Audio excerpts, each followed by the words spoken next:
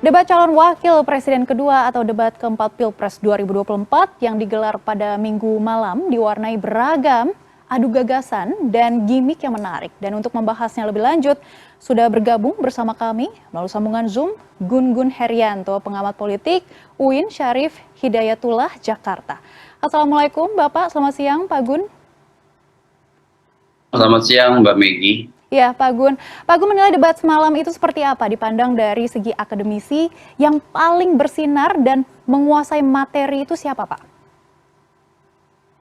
Jadi begini ya, debat tadi malam itu saya pilih menjadi dua. Pertama substansi, kemudian yang kedua soal gimmick dalam konteks manajemen forum. Kalau dari sisi substansi, rasa-rasanya saya mulai mendengar gagasan-gagasan mereka soal sub-sub tema yang diperdebatkan, ada 7 itu di segmen 1, 2, 3, itu cukup lah.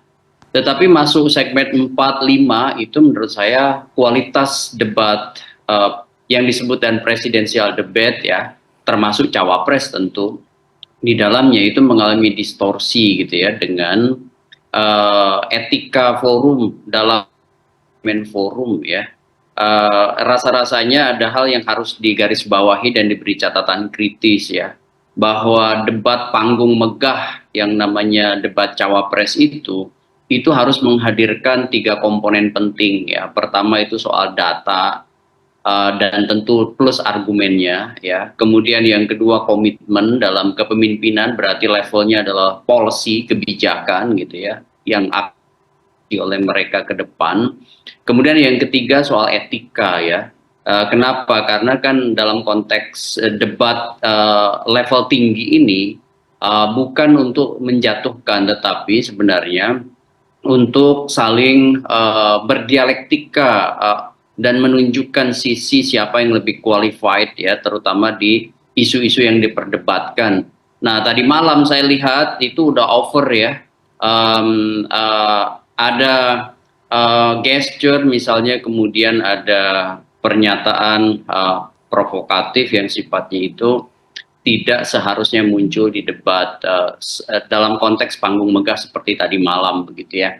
Kenapa? Karena ini kan di luar substansi ya, ada soal bagaimana budaya, bagaimana juga hal yang paling penting itu adalah menjaga yang disebut dengan kesetaraan bagi semua yang kemudian menjadi mitra berdebat. Itu yang saya sebut sebagai respect ya. Kalau lihat dari panggung tadi malam ya, Caimin menurut saya bersinar meskipun tidak optimal, cukup bersinar begitu ya. Terlihat dari dia berdisiplin dari sejak segmen 1 sebagai orang yang merepresentasikan narasi perubahan begitu, udah mulai attacking statement tetapi dengan cara jauh lebih soft. Kemudian di segmen 3, 4 dia kemudian juga cukup bisa mengontrol ya, baik itu narasi maupun body language-nya ketika misalnya digoda untuk masuk pada pusaran emosi gitu ya, oleh Gibran terutama ya, ketika misalnya diejek dengan contekan begitu ya, kemudian dia juga mampu melawan dalam tanda petik ya, kemudian merespons dengan menyandingkan catatan itu dengan MK begitu. Dan ini kan sebenarnya kan respon terhadap Gibran secara implisit meskipun tetap mengindahkan yang disebutkan etika forum. Jadi keterjagaan retorik itu diimbangi dengan kepiawaian Caimin tadi malam, khusus tadi malam ya, itu dalam mengelola emosi. Kemudian Gibran menurut saya dari sisi knowledge terkait dengan isu-isu yang diperdebatkan, terutama misalnya energi terbarukan, kemudian pembangunan berkelanjutan ya, kemudian desa, itu sebenarnya cukup ya, cukup memadai dari sisi substansi data yang dielaborasi. Tetapi ada hal yang patut disayangkan ya, soal terutama overnya dalam konteks gimmick ya, seperti misalnya pada saat gesture dia terlihat dikesankan mengejek justru ya, pada saat misalnya menyampaikan jawaban atas responsnya Pak Mahfud gitu ya. Dan itu menurut saya tidak perlu. Saya tidak pernah melihat panggung presidensial debate seperti itu ya. Dan itu seharusnya memang dihindari. Dan termasuk juga ya yang harus dihindari itu kan sudah diingatkan juga menjadi aturan, tidak boleh menghantarkan pertanyaan dengan satu istilah teknis kecuali memberi penjelasan konteksnya begitu kan. Ini udah jadi evaluasi pada saat debat cawapres yang perdana ya, atau debat kedua dari rangkaian 5 kali debat. Jadi akronim dan pertanyaan teknis itu harus diberi konteks atau diberi prolog gitu ya, sehingga kemudian tidak masuk kategori yang disebutkan question trap gitu ya. Dan itu menurut saya penting juga diingatkan nih di debat kali ini kembali muncul ya, ketika misalnya membahas misalnya green inflation gitu ya, itu kan itu muncul lagi.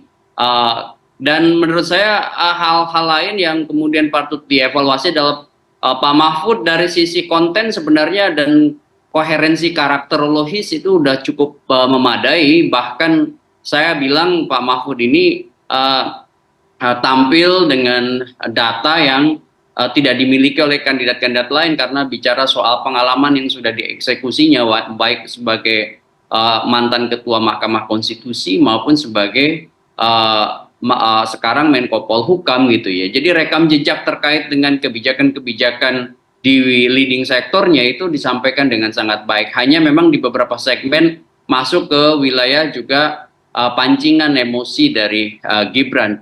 Jadi overall saya melihat posisi pertama di debat keempat ini dimenangi oleh Caimin, kedua Pak Mahfud, kemudian yang terakhir adalah Gibran. Gitu ya. Baik Pak Gun, ini sudah ada urutannya begitu ya. Ya, tapi kita ingin bahas satu-satu Pak Gun, sedangkan Cak Imin ini masih membawa-bawa soal keputusan MK, sementara keputusan MK sudah final. Bagaimana Anda melihat strategi Cak Imin ini?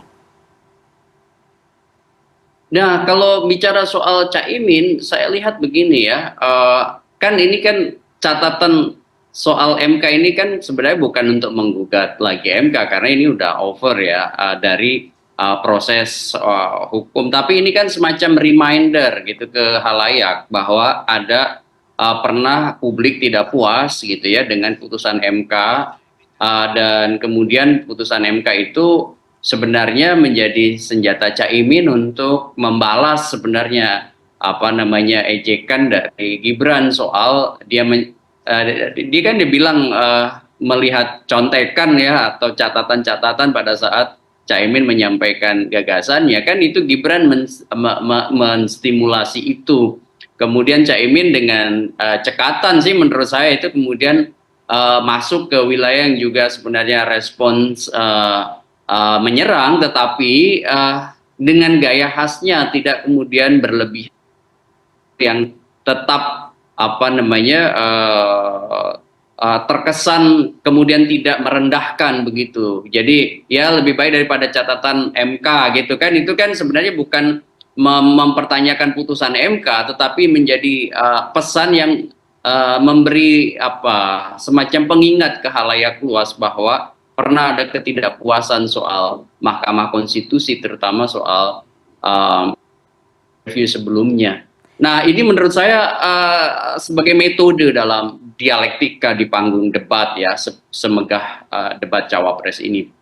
Tapi terlebih dari hal-hal yang kemudian tadi saya kasih catatan, penting bagi kita untuk membincang soal debat cawapres ini. Isu-isu yang diperdebatkan di debat cawapres kali ini kan isu yang menyangkut hajat hidup orang banyak ya. Contoh misalnya isu pangan, seharusnya itu jauh lebih bisa ke dalam ya, ke substansi gitu ya, misalnya soal gagalkah food estate ya. Nah, kegagalannya itu memang sempat disampaikan oleh Prof. Mahfud ya, tetapi kemudian menurut saya kurang terelaborasi oleh para pasangan lainnya atau para kandidat lainnya. Kemudian misalnya bicara soal isu-isu konflik agraria ya, kasus misalnya Wadas, Rempang gitu ya. Kemudian kita bisa lihat lagi misalnya kasus menyangkut politik anggaran dalam tata kelola desa misalnya, apakah misalnya komitmen dan kebijakan soal implementasi undang-undang desa itu kan perlu kedalaman dalam konteks bukan hanya pernyataan normatif, melainkan juga pernyataan yang bisa implementatif dari hulu ke hilirnya. Belum lagi misalnya bicara soal pembangunan berkelanjutan, karena pembangunan itu kan tidak bisa mendekonstruksi nilai-nilai kemanusiaan, ekosistem. Apalagi kita misalnya bersepakat dengan SDGs begitu ya. Nah, hal-hal seperti ini kan menjadi penting menurut saya, jadi warna dialektika substantifnya dari segmen 1 sampai 5. Sayangnya di segmen 3 dan 4 dari segmen 4 5 ya, yang seharusnya itu justru menjadi battle yang paling utama di antara segmen-segmen dalam debat, itu justru terdistorsi oleh sebut aja pengelolaan forum yang menurunkan, saya analisis ini menurunkan marwah debat cawapres menjadi sesuatu yang sifatnya itu lebih dangkal gitu ya, terutama misalnya dengan pernyataan-pernyataan dan gerak-gerak tubuh yang tidak perlu sebenarnya muncul di panggung tadi malam begitu. Baik, tadi Anda sudah menyebut kata kunci marwah begitu ya. Nah, kami juga mendapatkan momen yang sangat berharga ini. Pasca debat tadi malam, Anies memuji Cak Imin dan juga Mahfud kompak menjaga marwah debat Pilpres. Dan pendapat Bapak bagaimana? Apakah ini semacam sinyal bahwa mereka kemungkinan akan berkoalisi jika ada putaran kedua? Potensi koalisi itu ya besar ya. Kenapa? Karena kan kalau kita lihat proses komunikasi politik sudah mulai dibangun. Karena pasti ada kebutuhan strategis ya jika pemilu itu berjalan 2 putaran, dan potensi untuk pemilu presiden 2024 2 putaran itu besar sekali. Ini terlihat dari indikasinya semakin mendekati hari H. Tidak ada satu pasangan pun yang berpotensi melampaui angka 50% ya di hampir semua lembaga survei. Artinya apa? Potensi 2 putaran itu tinggi sekali, Maggie. Nah, dalam konteks itu maka harus ada namanya mitigasi ya dari mereka para kontestan untuk bicara soal potensi-potensi koalisi di kemudian hari, terutama menjelang pemilu jika memang betul-betul berlangsung 2 putaran.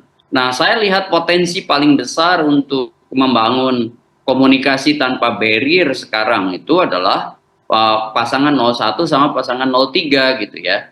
Meskipun tentu orang debatable apakah bisa misalnya bertemu ya arus ideologis ya dari backbone masing-masing koalisi itu. Sebut aja misalnya saya kasih ke contoh kecil aja misalnya antara PKS dan PDI Perjuangan begitu ya.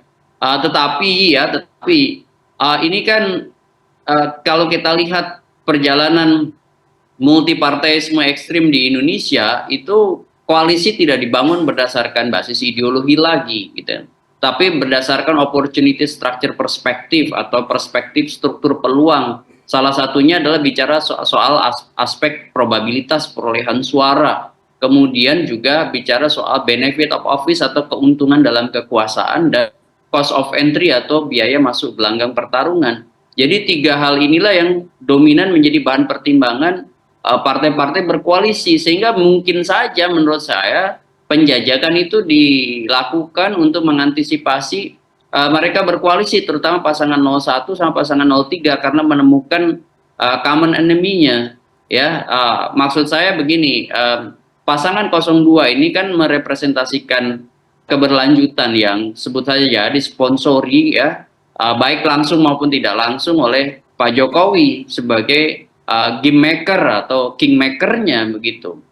Sehingga kemudian kekuatan di luar itu, sebut aja misalnya PDIP yang merasa ditinggalkan, itu akan mencari tautan mitra koalisi baru jika memang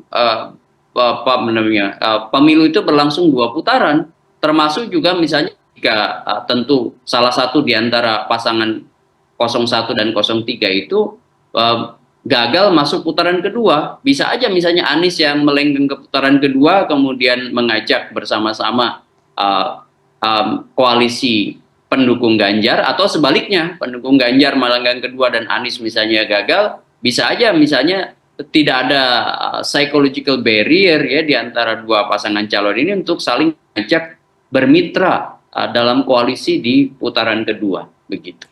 Baik Pak Gun, sudah kami catat banyak sekali poin-poinnya dan tentunya kami sebagai media juga akan terus memantau dan juga menjaga kualitas debat Pilpres selanjutnya. Terima kasih Pak Gun sudah bergabung bersama kami di CNN Indonesia News Hour. Sama-sama Maggie. Ya.